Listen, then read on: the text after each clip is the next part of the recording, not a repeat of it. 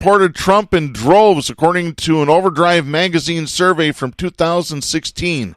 About 75% said they plan to vote for Trump, up from 66% who supported Mitt Romney, the nominee in 2012. But a sharp downturn in the trucking industry and a slew of tax changes have hampered their ability to make a living, and many connect those two trends to Trump's economic policies. One truck driver who has to be quoted anonymously for fear that their small business might suffer said, quote, "He has not affected our business in a positive way. He's killing our business. If consumers aren't buying, then there is no demand. This really isn't about my political leanings. It's pure business." End of quote. And I just want to stop there for a minute because you just said that about the firearms and about the stores that are telling people don't open carry in our stores. It doesn't have anything to do with a moral outrage. It's all about the money. That's exactly it. Let me continue this story here. Trump's tax reworking in 2017 led to many truck drivers having to pay hundreds in taxes this year, thanks to a change in per diem laws. Dennis Bridges, an accountant who specializes in doing taxes for truckers, told Mother Jones magazine in April that 75% of his clients saw an unusually large tax payment and about 20% had to fork over more than $5,000. That might have been bearable in 2018 when trucking capacity was tight. The industry was raking in cash and truckers saw their pay jump. But now the trucking bloodbath, as Kaufman and other truckers describe their current transportation conditions, has meant low rates and low pay for truckers. Trucking has been in a recession since late 2018. Now, wait a minute. I thought Trump said we were the richest country. We can't have a recession. What the hell? World, yeah, in Trump's world, there's no poor. But out in Iowa, or I think it's Minnesota, they lost, I don't know how many farms in the last couple of months, but the suicide rate for farmers is the highest of any segment in the American population. They've lost the soybean market. They've lost many of their markets. They're losing, one dairy farmer said he loses $30,000 a month. He's just trying to stay in business because his grandfather gave him and his dad the farm, and he does not want to be the one that sees him lose it. The farmers, the truckers, the coal miners, the auto workers in Lordstown, or not Lordstown, but the place in Ohio where Trump told them, don't sell your house, we're going to make this thing work. They're starting to wake up. They're starting to say, this guy's nothing but a bad lie, and I'm suffering. And, it's hitting them in the ribs. Now, Trump is going to blame, guess who, Darren, if there's a recession? It's not him. He's done everything to save us. It's the media's fault. He says because, it's breathing down his neck. And he came out the other day and said unequivocally, well, if there's a recession, it's the media's fault. They're the ones attacking me. And so we'll put the blame on the media's fault. Yeah. I know we're going to talk media later on, but back to the truck drivers. These guys, these farmers can make a hell of a protest. I've seen them do it before. I saw them in Madison, Wisconsin. There were hundreds of tractors that went around the Capitol building by farmers, okay, for a progressive cause in those days. These guys take their rigs and they take their tractors and so forth. They need some leadership, and I don't care how many of them are Republicans. They've been screwed, and green talks louder than red or blue right now. They don't have any green in their pocket. Let's go, truckers. Let's get out there. You put your finger in Trump's eyes. You are a strong force. Your protests in history has had influence on our government. We're asking you right now. Southpaws is asking you guys to drive that rate down because it's only going to get worse. And it ain't the media's fault. That's correct. I want to continue the story. Transport research groups reported that the volume of trucks purchased in July fell to its lowest level in nearly 10 years. The number of loads needing to be moved in the spot market tumbled by 37% this July compared to 1 year ago, and rates have fallen by as much as 18%. Kaufman told Business Insider, quote, I have witnessed many ups and downs in the industry, but nothing like this. Many owner-operators and drivers have either lost equipment or lost a job in the last year. End of quote. The Cass Freight Index says year-over-year trucking volumes have slipped for 8 consecutive months. In June, factory activity growth was its slowest since October of 2016. That's according to the Institute for Supply Management. That means manufacturers didn't receive as many orders and there were fewer things to move. Truckers say the dip in manufacturing numbers, which they say are tied to Trump's trade war, is one reason there are so few jobs. J.L. Sims, a truck driver, told Business Insider, quote, "The truth about the rates being so low is Trump's trade policies. Manufacturers are scared. Last month's manufacturing jobs numbers finally began to reflect the reduced production. Everyone looks at the unemployment rate and thinks mistakenly that the economy is in great shape. Manufacturing tells the real story." End of quote. Analysts in trucking are hesitant to make the same sort of connections, however. DAT Solutions senior analysts Mark Montague and Peggy Dorff previously told Business Insider that the downturn in global trade has affected only certain regions of the U.S. trucking industry. Experts have said an exceptionally vibrant 2018 may be the bigger reason for the downturn in trucking. Last year, trucking was incredibly profitable with record low bankruptcies, remarkably high rates, 8-month-long wait lists for new trucks, and huge bumps in trucker pay. Cowan's Jason Seidel previously told Business Insider, quote, "I view it as the market correcting itself. We basically put too much capacity out there in the marketplace, and you saw that by the rates dropping very hard. The market can only take so much of that, so it corrects itself. And this is the market just correcting itself." End of quote. Sure.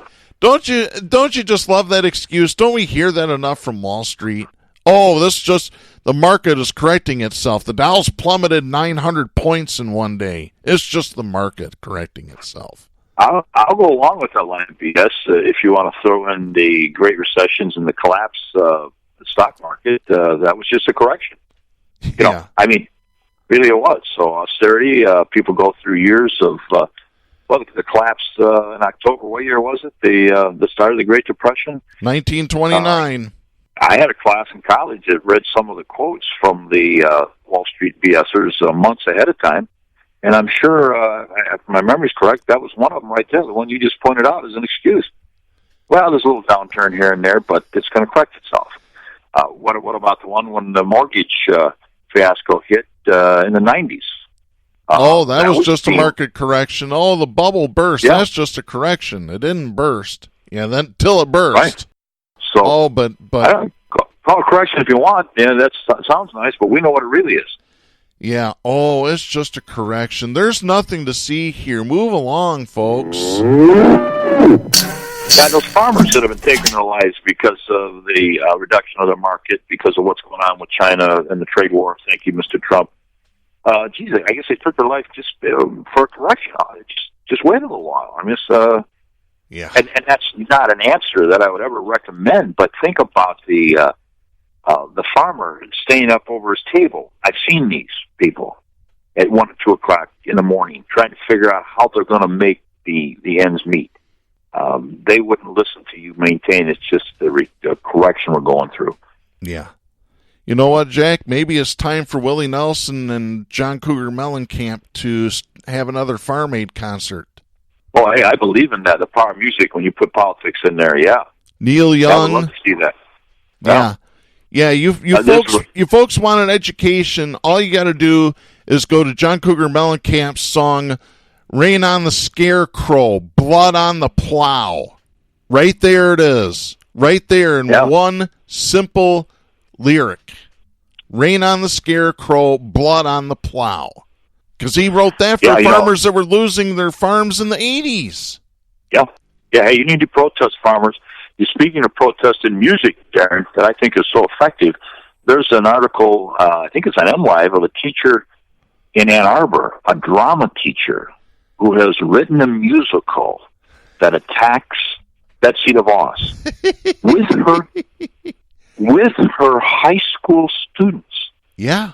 You wouldn't pull that off in Grand Rapids. I guarantee you don't have the freedom as a teacher in Grand Rapids or any of the suburbs around here to say anything negative about Betsy DeVos. I know, because I tried it. You'll be done. out the door. Exactly. I will say there is a burlesque troupe that did a Betsy DeVos musical a couple of years ago and debuted it during Art Prize down at the Pyramid Scheme. I would relate the title of it, but we would have to bleep the title out because it's that vulgar. If you're interested in what it is, there are clips of it on YouTube, so please go look for it. That's why they stopped. You can't have protest songs about wars anymore legally.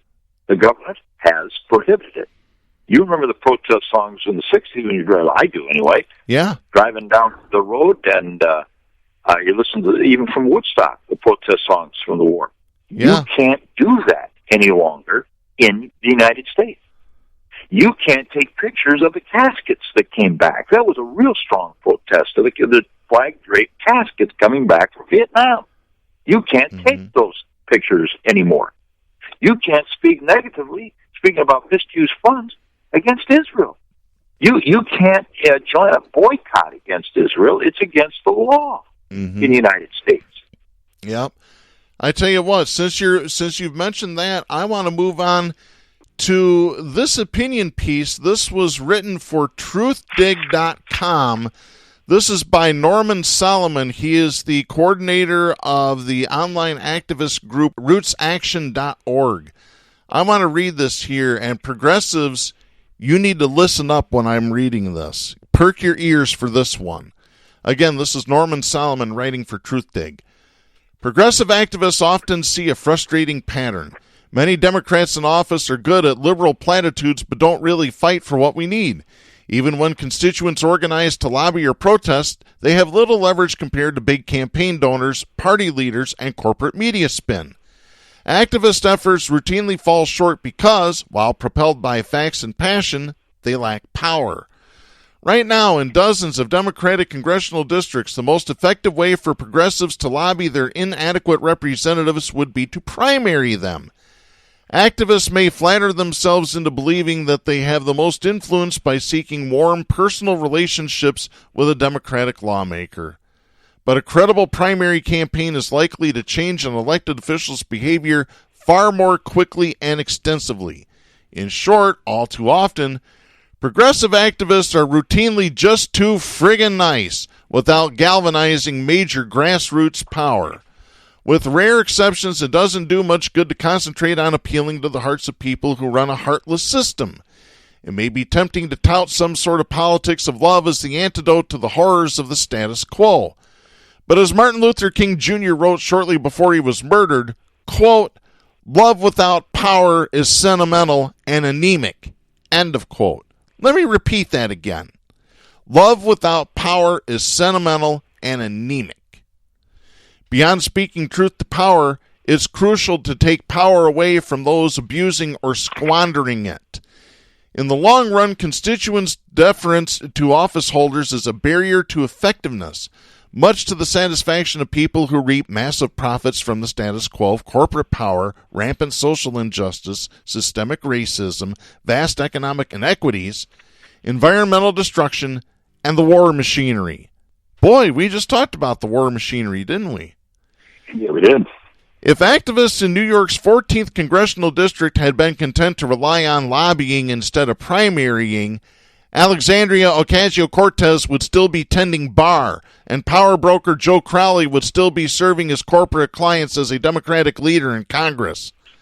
The Bad Blues Report, issued in early summer, written by Jeff Cohen, Pia Gallegos, Sam McCann, and Norman Solomon, this was written for rootsaction.org, zeroed in on 15 House Democrats who deserve to be primaried in 2020.